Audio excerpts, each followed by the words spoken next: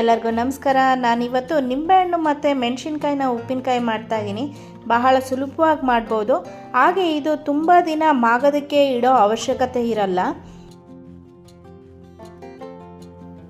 ಒಂದು ಬಾಣಲಿಗೆ ನಾನು ಅರ್ಧ ಲೀಟ್ರ್ ನೀರು ಹಾಕ್ಕೊಳ್ತಾ ಇದ್ದೀನಿ. ಇದು ಸ್ವಲ್ಪ ಬಿಸಿ ಆಗಬೇಕು. ಸ್ವಲ್ಪ ಬಿಸಿ ಆದಮೇಲೆ ನಾನಿಲ್ಲಿ ಒಂದು 11 ನಿಂಬೆಹಣ್ಣನ್ನ ತೊಗೊಂಡಿದ್ದೀನಿ. ಇದನ್ನು ಈ ಬಿಸಿನೀರಲ್ಲಿ ಒಂದು 5 ನಿಮಿಷ ಬೇಯಿಸ್ಕೊಳ್ಳೋಣ.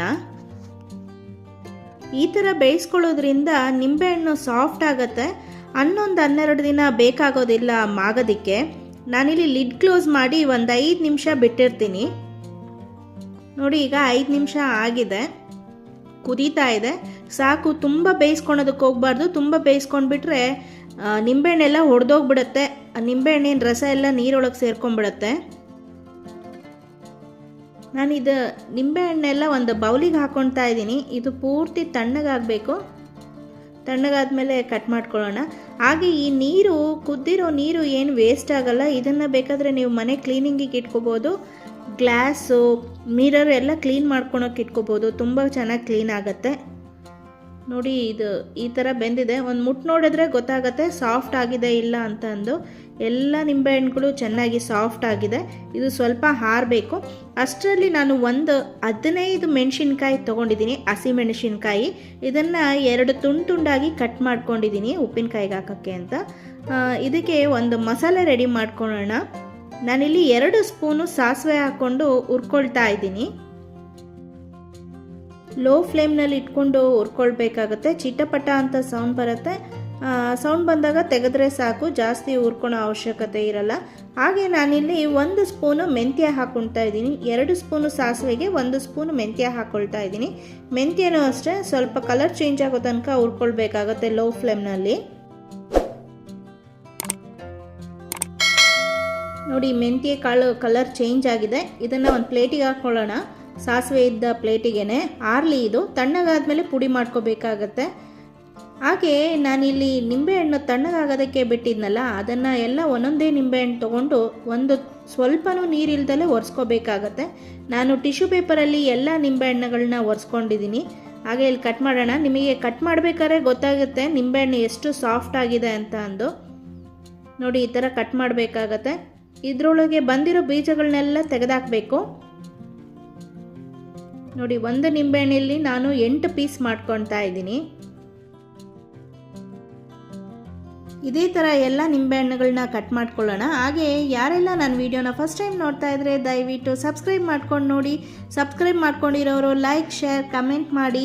ಈ ರೆಸಿಪಿನ ಟ್ರೈ ಮಾಡಿ ಹೇಗಾಗಿತ್ತು ಅಂತ ಕಮೆಂಟ್ ಮಾಡಿ ಹೇಳಿ. ನೋಡಿ, ಈ ಥರ ಎಲ್ಲ ಕಟ್ ಮಾಡ್ಕೊಂಡಿದ್ದೀನಿ. ಈಗ ಒಂದು ಬೌಲಿಗೆ ಹಾಕ್ಕೊಂಡು ಬಂದೆ. ನೋಡಿ, ಇಷ್ಟು ಬೀಜ ಬಂದಿದೆ. ಇಷ್ಟು ಬೀಜ ಎಲ್ಲ ತೆಕ್ಕೊಂಡಿದ್ದೀನಿ ನಾನು. ಇದರೊಳಗೆ ನಿಂಬೆಹಣ್ಣಿನ ರಸ ಬಿಡುತ್ತೆ, ಅದನ್ನು ಇದಕ್ಕೆ ಹಾಕ್ಕೊಳ್ಬೇಕು. ನಾನಿಲ್ಲಿ ಒಂದು ಬಾಣಲಿಗೆ ಹೆಚ್ಚಿಟ್ಕೊಂಡಿರೋ ಅಂಥ ನಿಂಬೆಹಣ್ಣೆಲ್ಲ ಹಾಕ್ಕೊಳ್ತಾ ಇದ್ದೀನಿ. ಹಾಗೆ ಮೆಣಸಿನ್ಕಾಯಿ ಹೆಚ್ಚಿಟ್ಕೊಂಡಿದ್ನಲ್ಲ ಅದನ್ನು ಹಾಕ್ಕೊಳ್ತಾ ಇದ್ದೀನಿ. ಮತ್ತು ಸಾಸಿವೆ ಮೆಂತ್ಯನ ಪುಡಿ ಮಾಡ್ಕೊಂಡಿದ್ದೆ, ಅದನ್ನು ಕೂಡ ಹಾಕ್ಕೊಳ್ತಾ ಇದ್ದೀನಿ. ಹಾಗೆ ಒಂದು ಅರ್ಧ ಟೀ ಸ್ಪೂನು ಅರಿಶಿಣ ಹಾಕ್ಕೊಳ್ತಾ ಇದ್ದೀನಿ. 1 ಟೇಬಲ್ ಸ್ಪೂನು ಅಚ್ಚ ಖಾರದ ಪುಡಿ ಹಾಕ್ಕೊಳ್ತಾ ಇದ್ದೀನಿ. ಅರ್ಧ ಟೇಬಲ್ ಸ್ಪೂನು ಉಪ್ಪು ಹಾಕ್ಕೊಳ್ತಾ ಇದ್ದೀನಿ. ಇದನ್ನೆಲ್ಲ ಸಮ ಪ್ರಮಾಣದಲ್ಲಿ ಕಲಿಸ್ಕೋಬೇಕಾಗತ್ತೆ. ಎಲ್ಲ ಕಡೆನೂ ಹಾಕಬೇಕು, ನಿಂಬೆಹಣ್ಣಿಗೆ ಮತ್ತು ಮೆಣಸಿನ್ಕಾಯಿಗೆ ಈ ಮಸಾಲೆ.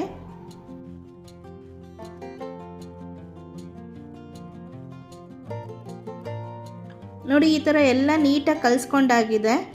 ಇದಕ್ಕೆ ಒಂದು ಒಗ್ಗರಣೆ ಹಾಕೋಬೇಕು. ಸ್ವಲ್ಪ ಜಾಸ್ತಿ ಎಣ್ಣೆ ಹಾಕೋಬೇಕಾಗತ್ತೆ. ಎಣ್ಣೆ ಸ್ವಲ್ಪ ಬಿಸಿ ಆದಮೇಲೆ ಒಂದು 2 ಟೀ ಸ್ಪೂನು ಸಾಸಿವೆ ಹಾಕ್ಕೊಳ್ತಾ ಇದ್ದೀನಿ. ಸಾಸಿವೆ ಚಿಟಪಟ ಅಂತ ಸಿಡಿದಾದ್ಮೇಲೆ ಒಂದು ಅರ್ಧ ಟೀ ಸ್ಪೂನು ಹಿಂಗೆ ಹಾಕ್ಕೊಳ್ತಾ ಇದ್ದೀನಿ.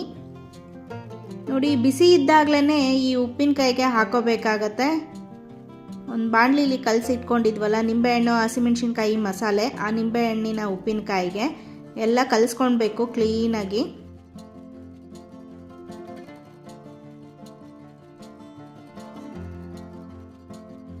ಈ ಥರ ಎಲ್ಲ ಕಲಿಸ್ಕೊಂಡಾದ್ಮೇಲೆ ಆ ಬಾಣಲಿಲೇ ನಾನು ಲಿಡ್ಡು ಮುಚ್ಚಿಬಿಟ್ಟು ಒಂದು ಓವರ್ ನೈಟ್ ಬಿಡ್ತೀನಿ. ಒಂದು ಇಡೀ ರಾತ್ರಿ ಬಿಟ್ಟಿರ್ತೀನಿ.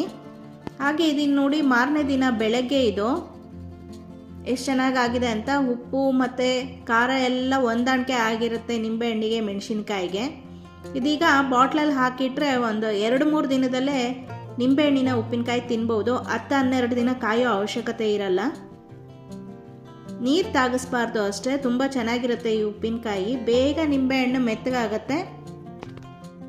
ಉಪ್ಪಿನಕಾಯಿನ ಪ್ಲಾಸ್ಟಿಕ್ ಬಾಟ್ಲ್ಗಳಲ್ಲೇ ಹಾಕಿಡೋದಕ್ಕಿಂತ ಗಾಜಿನ ಬಾಟ್ಲಲ್ಲಿ ಪಿಂಗಾಣಿ ಬಾಕ್ಸಲ್ಲಿ ಸ್ಟೋರ್ ಮಾಡಿದ್ರೆ ತುಂಬ ದಿನ ಬರುತ್ತೆ, ತುಂಬ ಚೆನ್ನಾಗಿರುತ್ತೆ. ಹಾಗೆ ನೀರು ತಾಗಿಸ್ದಲೇ ಇರಬೇಕು.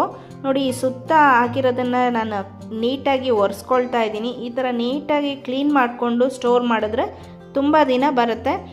ಹಾಗೆ ಎಲ್ಲರಿಗೂ ಈ ವಿಡಿಯೋ ಇಷ್ಟ ಆಗಿರುತ್ತೆ ಅಂದ್ಕೊಳ್ತೀನಿ. ನಾನು ಇಲ್ಲೇ ಈ ರೆಸಿಪಿ ವ್ಲಾಗ್ನ ಮುಗಿಸ್ತಾ ಇದ್ದೀನಿ. ನಾನು ಇನ್ನೊಂದು ಹೊಸ ರೆಸಿಪಿಯೊಂದಿಗೆ ನಿಮಗೆ ಸಿಗ್ತೀನಿ. ಈ ರೆಸಿಪಿ ನಿಮಗೆ ಇಷ್ಟ ಆಗಿದರೆ ದಯವಿಟ್ಟು ಲೈಕ್, ಶೇರ್, ಕಮೆಂಟ್ ಮಾಡಿ. ಹಾಗೆ ಸಬ್ಸ್ಕ್ರೈಬ್ ಮಾಡೋದನ್ನು ಮರಿಬೇಡಿ. ಧನ್ಯವಾದಗಳು.